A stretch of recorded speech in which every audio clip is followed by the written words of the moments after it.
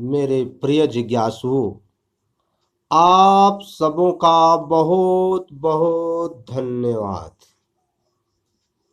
आइए आज हम लोग जानते हैं माया और परमात्मा का स्वरूप के बारे में। जब तक माया का पूर्ण स्वरूप को नहीं जानेंगे तब तक माया का भेदन या माया का त्याग नहीं कर पाएंगे, माया से मुक्त नहीं हो पाएंगे। भगवान राम ने लक्ष्मण से कहते हैं, गो गोचर जहां लगी मन जाई,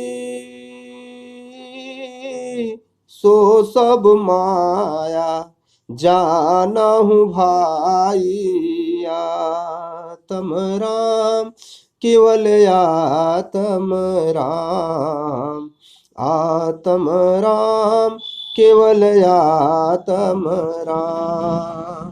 अर्थात जो कुछ दृष्टि गोचर होता है, यानी जो कुछ आंखों से देखा जा सकता है, चाहे स्थूल आंख हो या सूक्ष्म आंख हो, कारण आंख हो या महाकारण आंख हो, केवल्य आंख हो या फिर हंस आंख हो, नूरी आंख हो या परम नूरी परम चैतन्य आंख हो, किसी भी प्रकार के आंखों से जो कुछ देखा जाता है वह सब माया है, वह सब माया है।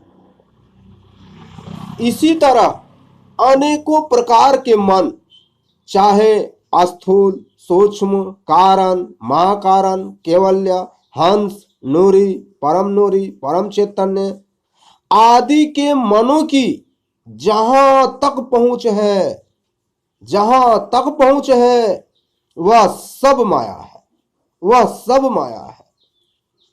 और स्थूल से परम चैतन्य तक जितने भी शरीर हैं सब माया है। हर एक तरह की सृष्टि सब माया है।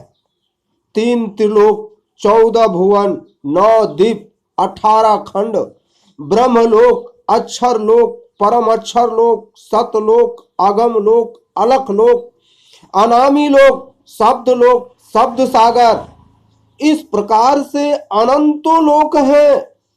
ये सब माया है। जो दिखता है वह अवश्य मिटता है, जो दिखता है वह अवश्य मिटता है। जहां गति है वहीं समाप्ति है, जहां मन है वहीं मरण है, जहां चिंता है वहीं चिता है, जहां ज्ञान विज्ञान है वहीं अज्ञान है, जहां आदि है वहीं अंत है, जहां दिन है वहीं रात है, जहां सुख है वहीं दुख है, जहां शांति है वहीं अशांति है, जहां जन्म है वहीं मरण है, जहां साकार है वहीं निराकार है, जहां प्रकट है वहीं अंतर्ध्यान है, जहां सत्य है वहीं असत्य है, जहां पुरुष है वहीं नारी है, जहां राजा है वहीं प्रजा है, जहां मालिक है वहीं दास है, जहां भक्त है वहीं भगवान है, जहां काल है वहीं दयाल है। जिज्ञासुओं, विशेष क्या बताऊं, बस इतना ही जानिए कि ये 1-2 का खेल जहां तक है, ये 1-2 का खेल जहां तक है, जहां तक द्वैत है, वह सब माया है।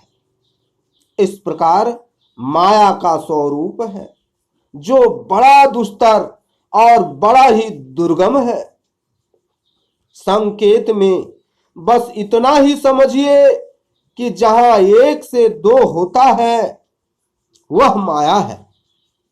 अब आप स्वयं विचार कीजिए कि किस लोक में 1 नहीं है या 1-2 नहीं है, या एक से दो नहीं होता है, अर्थात समस्त सृष्टि में एक से दो हुआ ही हुआ है और हो ही रहा है।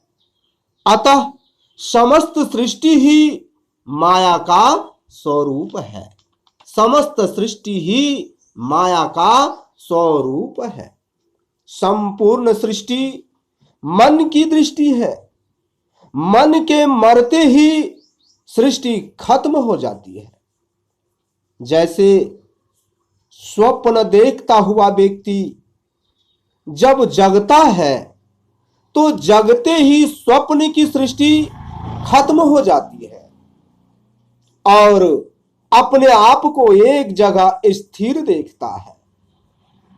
उसी प्रकार मोह रात्रि में सोया व्यक्ति को सपने की तरह संपूर्ण सृष्टि सत्य ही लगता है। इसमें रहने वाले देवी देवता, ब्रह्म पुरुषों आदि सब सत्य ही लगता है। लेकिन जैसे ही आत्मज्ञान से नींद टूटता है, वैसे ही सपनों का संसार चक्र, सृष्टि चक्र लुप्त हो जाता है, नष्ट हो जाता है। एक दो कुछ नहीं रह जाता, केवल आप ही आप रहता है। सर्वव्यापी रूप में अपने आप को अचल स्थिर पाता है। एक कहूं तो है नहीं, दो कहूं तो गारी, जैसा हूं तैसा रहूं, कहे कबीर बिचारी। गुरु ना चेला रहूं अकेला, आपे गुरु आपे चेला। ना कहूं आना ना कहूं जाना, आपे में आप समाना। थोथी पोथी नहीं पुराना, थोथी पोथी नाही पुराना, धर्म कर्म न ज्ञान विज्ञाना। जिज्ञासुओं, परमात्मा ऐसा चीज है, परमात्मा ऐसा चीज है जिसके बारे कुछ कहा ही नहीं जा सकता है। परमात्मा का हाथ पैर, आंख, नाक, कान आदि कुछ नहीं होता, फिर भी परमात्मा से सब कुछ आपे आप होता है, आपे आप होता है। ये कैसे होता है, यह व्याख्या का विषय नहीं है, यह व्याख्या का विषय नहीं है। ये अपने आप सर्वाधार स्थिति प्राप्त होकर खुद निराधार अवस्था, सर्वव्यापी अवस्था में स्थित आपे आप होता है। और जब ऐसा होता है तब सारा सृष्टि लुप्त हो जाता है और केवल सिर्फ केवल आप ही आप रह जाते हो।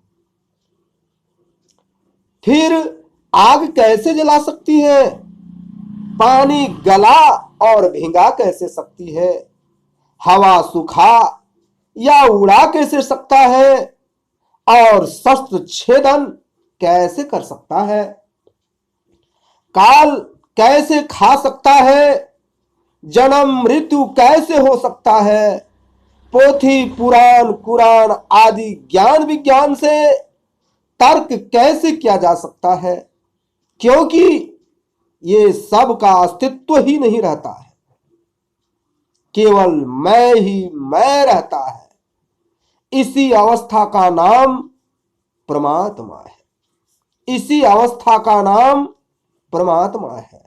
जिज्ञासुओं, इस अवस्था को प्राप्त होने के लिए कोई प्रयास की जरूरत नहीं होती है, केवल मान्यता को बदलने की जरूरत होती है।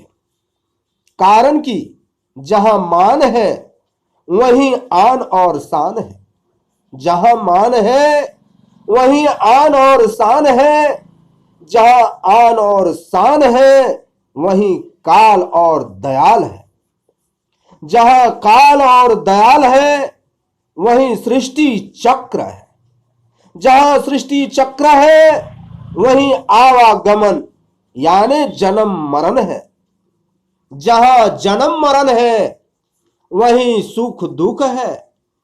जहां सुख दुख है वहीं शांति और अशांति है। जहां शांति और अशांति है वहीं समस्या है।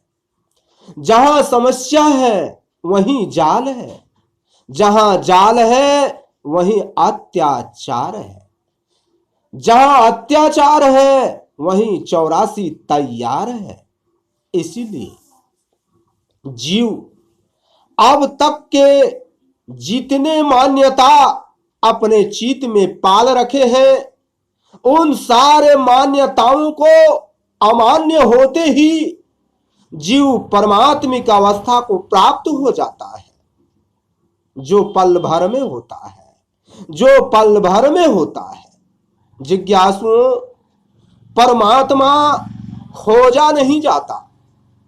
परमात्मा खोजा नहीं जाता, बल्कि परमात्मा में खो जाना पड़ता है। परमात्मा खोजा नहीं जाता, बल्कि परमात्मा में खो जाना पड़ता है। जैसे बूंद सागर में खो जाता है। याद रखिएगा, परमात्मा का कोई दृश्य नहीं होता, कोई लोक नहीं होता, ना ही आलोक होता है। वह परमात्मा कोई और नहीं, वह खुद आप ही हो, जहां खुद आना पड़ता है। इसलिए संकेत में खुदा कहा गया है, यानी खुद आने पर खुदाई प्राप्त होता है, अन्यथा जुदाई बना रहता है। जब तक जुदाई है तब तक काल कसाई है, और ये काल कसाई हमेशा करता भुनाई है। इसीलिए जिज्ञासु रहस्य को जानने का कोशिश करें और खुद ही खुदा को प्राप्त हो जाए। इसमें कोई गुरु की जरूरत नहीं पड़ती, केवल जगावनहार की जरूरत पड़ती है। केवल जगावनहार की जरूरत पड़ती है। मैं कोई गुरु नहीं, मैं आत्मज्ञानी जगावनहार हूं। सोए व्यक्तियों को जगाने के लिए गुरु की जरूरत नहीं पड़ती, जगाने वाले की जरूरत पड़ती है। जगने वाला व्यक्ति जगते ही स्वप्न में दुख भोग रहे समस्या से पल भर में मुक्त हो जाता है। कोई साधना, भक्ति आदि करना नहीं पड़ता है। स्वयं विचार कीजिए। स्वप्न में राजा भिखारी होकर कष्ट भोगता है। स्वप्न में राजा भिखारी होकर कष्ट भोगता है, और भिखारी स्वप्न में राजा बनकर सुखी होता है। लेकिन राजा और भिखारी जैसे ही जगता है या कोई जगा देता है, तब राजा का दुख दूर हो जाता और भिखारी का सुख खत्म हो जाता है, और अपनी अवस्था का ज्ञान हो जाता है। इसलिए मैं चाहता हूं कि आप लोग खुद जगे तो बेहतर होगा, अन्यथा मैं तो जगा ही रहा हूं। कोई तो जग रहा है, कोई बार बार करवट ले रहा है, कोई गुस्सा दिखाता है, कोई तो सुनता ही नहीं है, कोई जगकर फिर सो जाता है, कोई को सपना देखना ही अच्छा लग रहा है। ऐसा स्थिति से युक्त जीव लोग हैं। ऐसा स्थिति से युक्त जीव लोग हैं। सपना में काल दयाल का बात मान रहे हैं, लेकिन अपना ख्याल नहीं कर रहे हैं। ये काल दयाल जीवों को सुलाकर ही मार डालते हैं। ये माया का नशा बड़ा दुस्तर, बड़ा प्रलय है, बड़ा प्रबल है। आत्मज्ञानी के आत्मवाणी से ही ये नशा टूटता है और जीव मुक्ति मोक्ष को प्राप्त हो जाता है। आज के लिए बस इतने ही। धन्यवाद।